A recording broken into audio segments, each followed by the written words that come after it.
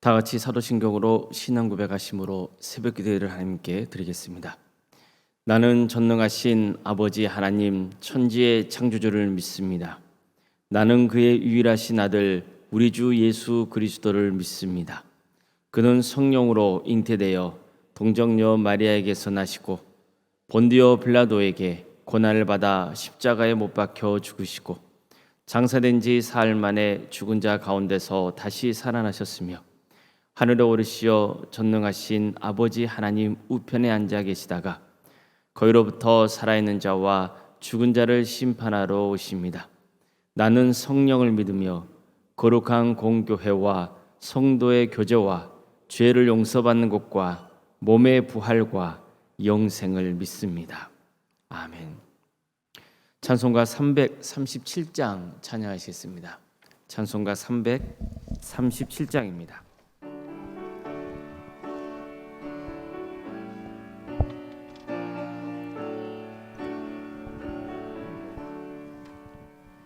내 모든 시험 무거운 짐을 주 예수 앞에 아뢰며 근심에 쌓인 날 돌아보사 내 근심 모두 맡으시네.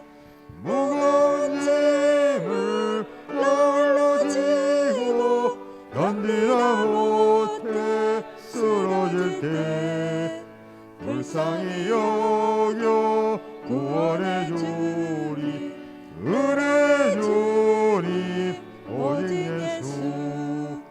내 모든 괴로 닥치는 환난 주 예수 앞에 아뢰이며 주께서 친히 날 구원해 주사 넓으신 사랑 베푸시네. 무거운 짐을 홀로 지고 견디다 못해 쓰러질 때 불쌍히 여겨 구원해 주리 은혜 주리 오직 예수. 내 짐이 점점 무거워질 때 주 예수 앞에 아뢰이면 주께서 친히 날 구해 주사 내 대신 짐을 져주시네. 무거운 짐을 홀로 지고 견디다 못해 쓰러질 때 불쌍히 여겨 구원해 주리 은혜 주니 오직 예수. 마음에 시험 무서운 죄를 주 예수 앞에 아뢰이면 예수는 나의 능력이 되사 세상을 이길 힘주시네.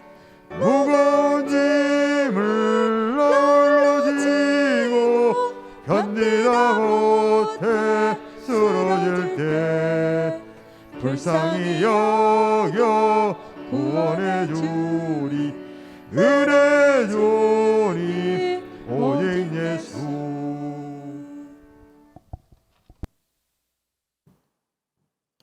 하나님의 말씀 함께 보겠습니다. 구약성경 전도서 4장 1절에서 16절까지 말씀입니다. 전도서 4장 1절에서 16절 말씀입니다.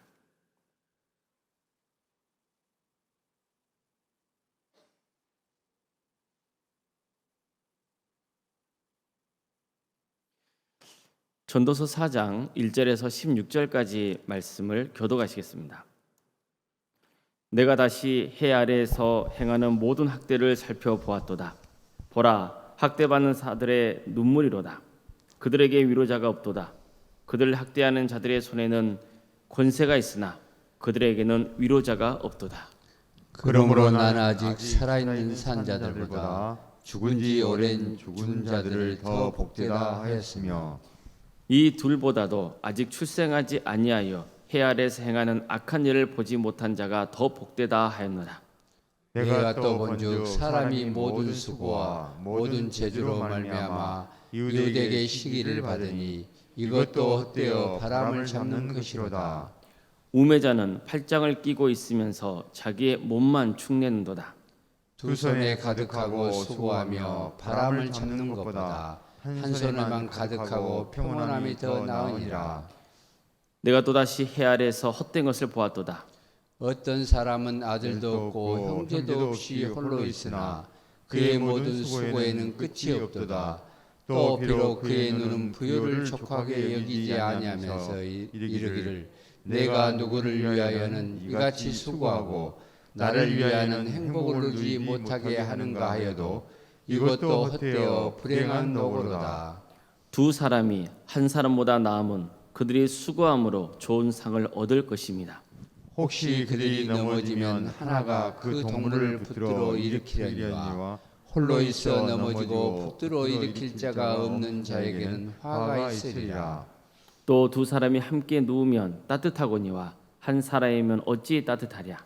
한 사람이면 패하겠거니와 두 사람이면 맞설 수 있나니 세 겹줄은 쉽게 끊어지지 아니하느니라.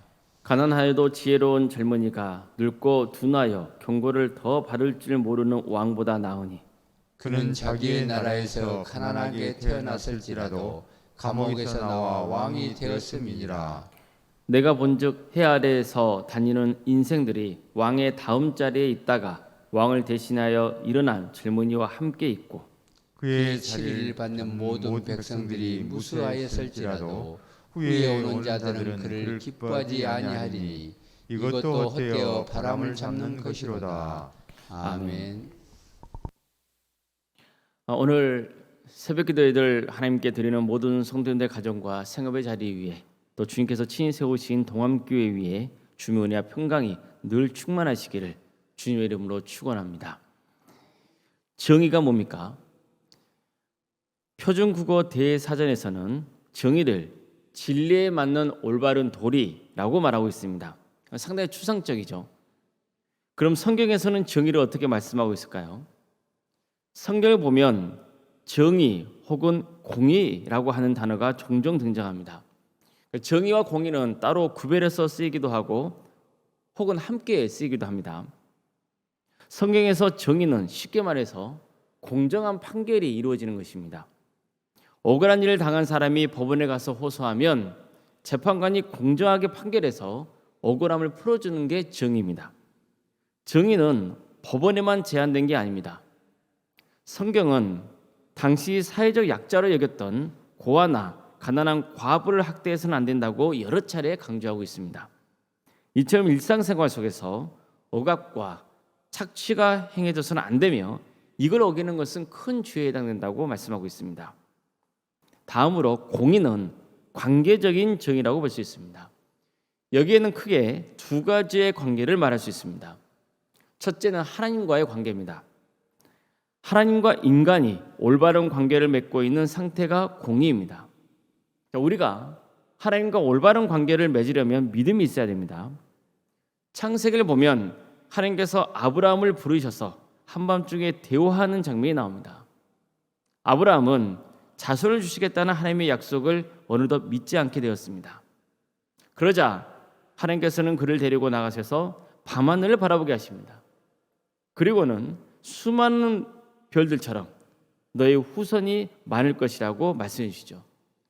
그러자 아브라함이 어떻게 반응했을까요? 아브라함이 여호와를 믿으니 여호와께서 이를 그의 의로 여기시고, 이처럼 아브라함이 하나님의 약속을 믿었습니다. 그러자 하나님께서 그의 믿음을 의로 여기셨다고 말씀합니다.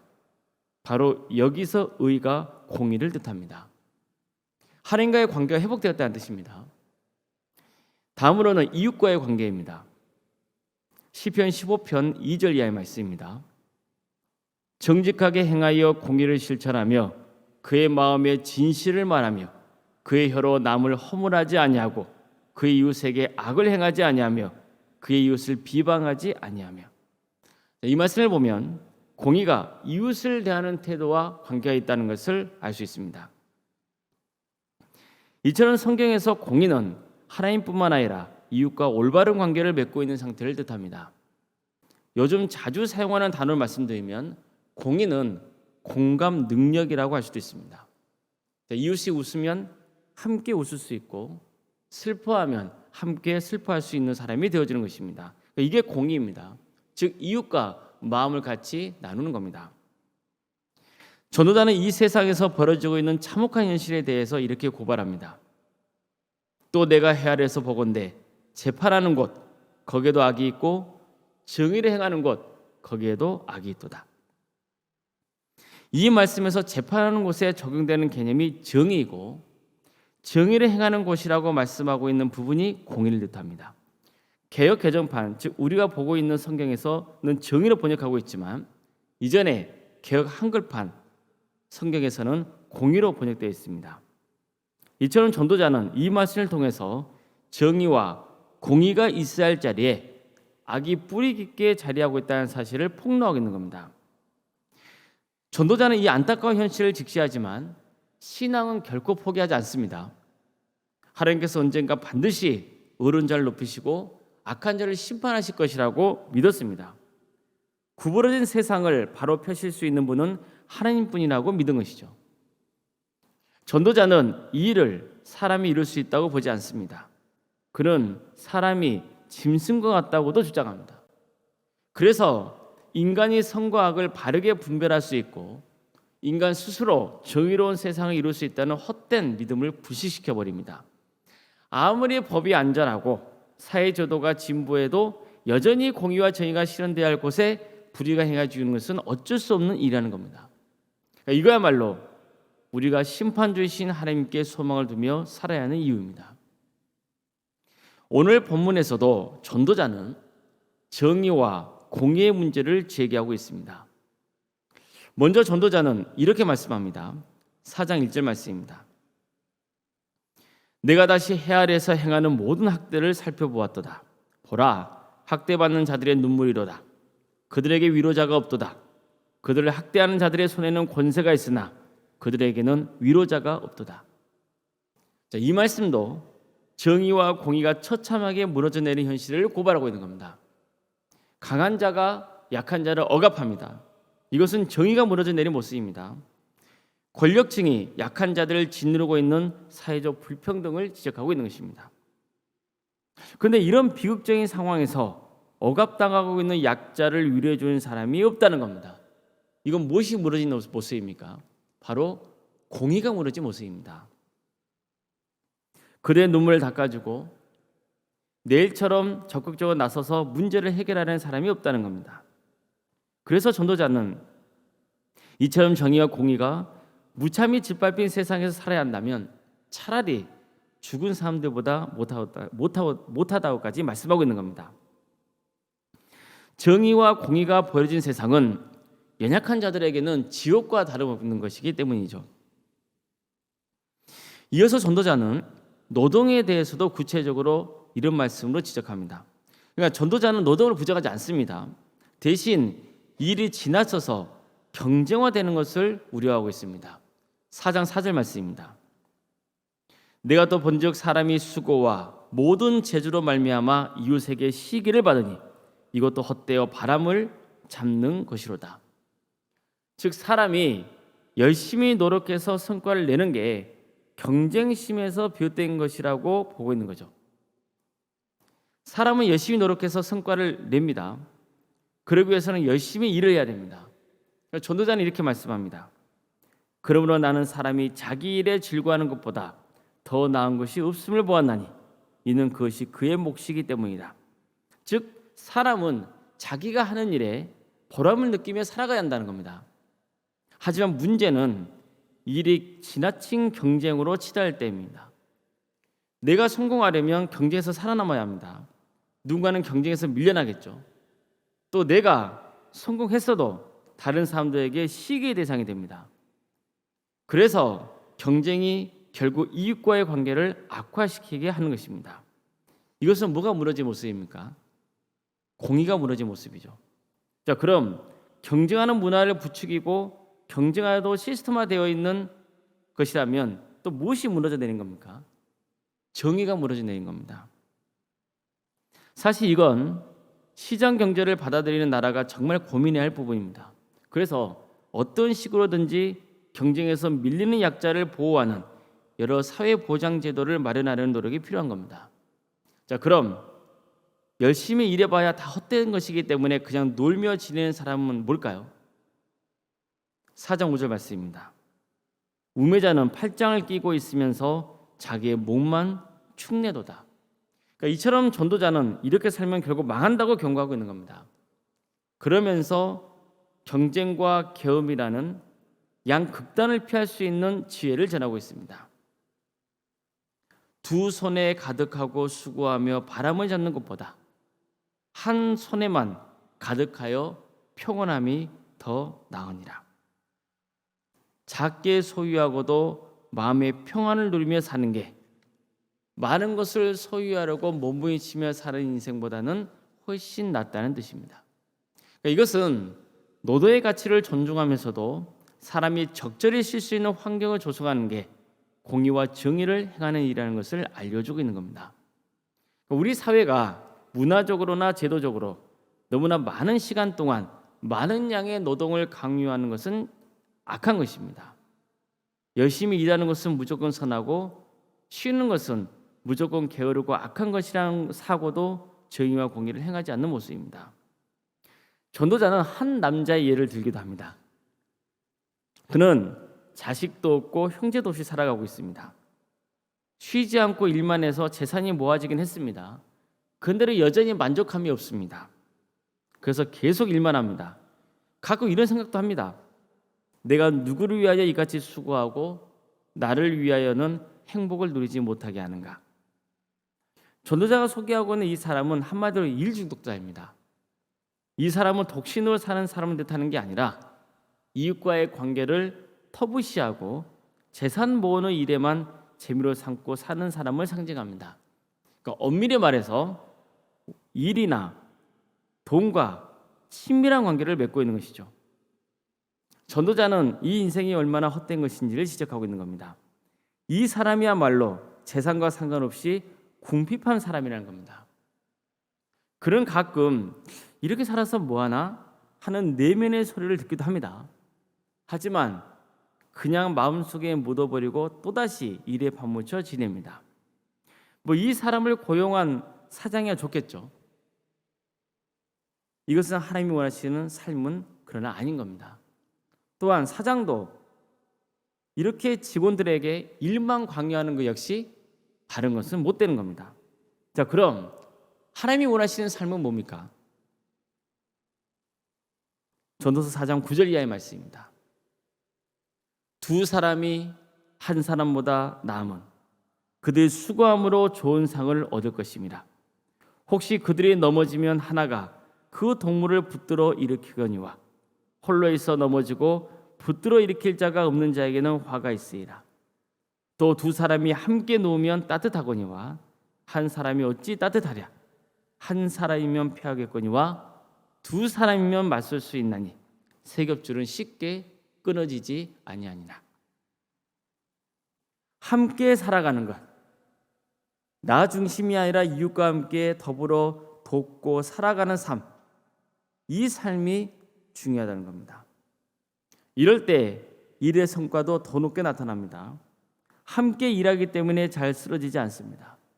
쓰러지더라도 다시 일으켜 세워질 동무가 곁에 있습니다. 이웃에게 도움을 주는 삶을 살기 때문에 정의롭습니다. 이웃과 함께 웃고 울을 수 있기 때문에 공의롭습니다. 경쟁이 아닌 협력, 개인이 아닌 공동체, 다스림이 아닌 섬김, 재물이 아니라 사랑이 세상을 좀 더 정의롭고 공의롭게 한다는 아주 단순한 진리를 전하고 있는 것입니다. 세상의 왕이라도 신하의 고견을 무시하면 원만한 관계를 맺을 수 없습니다. 그저 권력과 부로 자리를 유지하려는 왕은 고독할 수밖에 없습니다. 언젠가 그가 차지하고 있던 권세도 누군가에게 내줘야 하고 그가 세운 업적은 후계자에 의해서 짓밟히게 될 것이기 때문입니다. 우리는 과연 정의롭습니까? 공의롭습니까? 나 중심의 정의와 공의입니까? 아니면 나와 함께하는 이웃을 배려하는 정의와 공의입니까? 나는 정의롭고 공의롭다고 여기면서 다른 사람에게 내 생각을 주입시키고 강요하고 있지는 않습니까? 우리는 얼마나 나와 함께하는 이웃과 또 직장 동료와 가족의 마음을 헤아리고 있습니까? 그들이 지금 무슨 고민을 하며 염려 속에 살고 있는지 알고 있습니까? 소통하며 공감해 주려고 합니까? 이웃이 더 나은 삶을 사는 일에 관심이 있으십니까? 오늘 전도서 말씀은 우리에게 이 점을 돌아보게 하고 있는 것입니다. 우리 모두가 진정으로 주님께서 기뻐하시는 정의와 공의를 일상에서 또 실천하며 좀 더 따뜻하고 친근하고 또 배려하고 용납하고 품어주는 이웃이 될 수 있기를 바랍니다. 하나님을 잘 믿어서 하나님 앞에서 정의롭고 공의로운 자로 칭찬받고 주님과 동행하면서 구원의 길을 가시기를 주님의 이름으로 축복합니다. 기도하시겠습니다.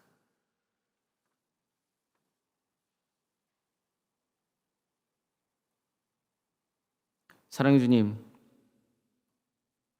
주님께서 오늘 하루도 우리에게 허락해 주시고 생명을 주시니 감사드립니다. 주께서 우리에게 주신 하루, 하나님의 은혜에 감사하며 선을 행하는 복된 삶을 살게 하여 주시옵소서. 주님께서는 우리가 정의롭고 공의로운 삶을 살기를 기대하십니다. 그래서 세상의 빛과 소금이 되기를 원하십니다. 우리가 하나님의 뜻에 순종하여 우리가 사는 삶의 자리에서 정의와 공의를 행하며 이웃의 눈물을 닦아주고 이웃과 더불어 함께 웃으며 생활하고 또한 무엇보다도 하나님과 관계를 친밀하게 맺어서 공의가 진정으로 실현되는 우리의 삶이 되게 하여 주시옵소서. 사랑의 주님, 우리는 주님을 떠나서는 살 수 없습니다. 주님께서 우리의 손을 붙잡아 주시기를 소망합니다. 혹시 낙심하고 절망하며 힘든 처지 가운데 있는 우리 성도들이 있다면 주님께서 친히 찾아가 주시어 그 눈물을 닦아주시고 품어주시며 일으켜 세워주시기를 소망합니다. 주님, 우리와 함께하여 주시옵소서. 여러 가지 질병 가운데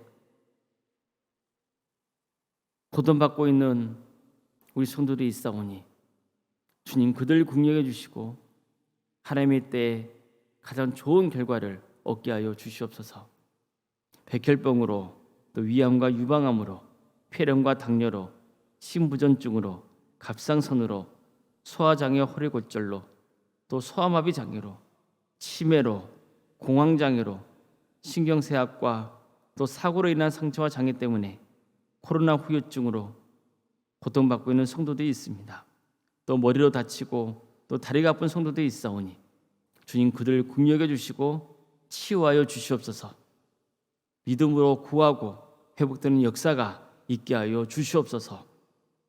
요양병과 집에서 요양 중인 성도들을 주께서 긍휼해 주시고 그 삶의 자리가 하나님의 평안과 위로가 차고 넘치는 복된 자리가 되게 하여 주시옵소서. 객지에 나가 있는 성도들이 있습니다. 학업 때문에 또 직장의 관계로 군복무로 해외 등에 떠나 있는 우리 가족들이 있사오니 주님 어디에 머물든지 그대의 안전을 지켜주시며 그대의 삶을 평안케 하여 주시고 하나님의 축복이 가득 넘치게 하여 주시옵소서. 자녀의 출산을 위해서 또 기도 중에 있는 성도가 있사오니 주님 그 기도에 응답하여 주시고 또 우리에게 주어진 자녀들이 건강하게 잘 자라서 정말 하나님께 기쁨이 드리는 복된 성도의 길을 갈 수 있도록 인도하여 주시고 한삼대에 오신 모두가 구원의 길을 가게 하여 주시옵소서. 우리 교회에 교회학교를 함께해 주시는 데 감사를 드립니다. 유치부, 아동부, 중고등부, 청년부 1회까지 모든 부서 가운데 함께하여 주시옵소서. 섬기시는 교육자들과 또 선생님들이 함께하여 주시며 그들에게 성령 충만함으로 셈을 주시고 그래서 주어진 사역을 능력 있게 잘 감당할 수 있도록 친히 역사하여 주시옵소서. 우리 자녀들이 정말 잘 신앙 안에서 자라서 30배, 60배, 100배의 것을 거두는 놀라운 역사가 있게 하여 주시고 우리 교회학교가 부흥하여 수많은 영혼들이 주께 돌아오는 역사가 있게 하여 주시옵소서. 구역과 또 자치기관 및 여러 부서가 있습니다. 주님, 우리 모두가 이제는 모이는 데 힘쓸 수 있도록 도와주시며 함께 하나님의 말씀을 나누고 뜨겁게 기도하며 삶을 나누는, 그래서 함께 웃고 함께 울고 정말 삶을 함께 나누는 복된 공동체로 회복되는 역사가 있게 하여 주시옵소서. 저희 교회에서 다사랑 지역 아동센터와 또 사랑의 식당으로 이웃을 섬길 수 있도록 인도하시니 감사드립니다. 섬기는 손길 위에 함께하여 주시고 셈을 주시며 이 사역을 통하여서 우리 학생들과 또 어르신들 안에 하나님의 마음이 심겨진 역사가 있게 하여 주시옵소서. 원로 목사님과 사모님 영육간에 강건케 하여 주시고 특별히 네팔에서 사역 중에 있사오니 주님 힘들지 않도록 주님께서 지켜주시며 안전하게 모든 사역을 잘 마치고 귀국할 수 있도록 친히 역사하여 주시옵소서.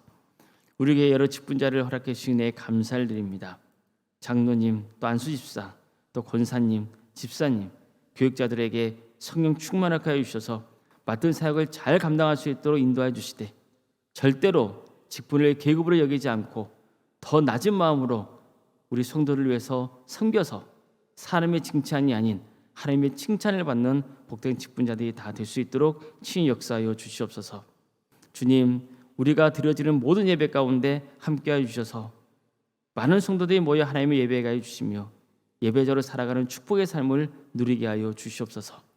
이 나라에 하나님의 정의와 공의가 바로 세워지게 하여 주시며 또 억압받고 있는 북한 동포들이 하루속히 해방되는 역사가 있게 하여 주시고 또 우리 지역교회와 또 세계 여러 곳에 하나님의 나라가 확장되는 역사가 있게 하여 주시옵소서.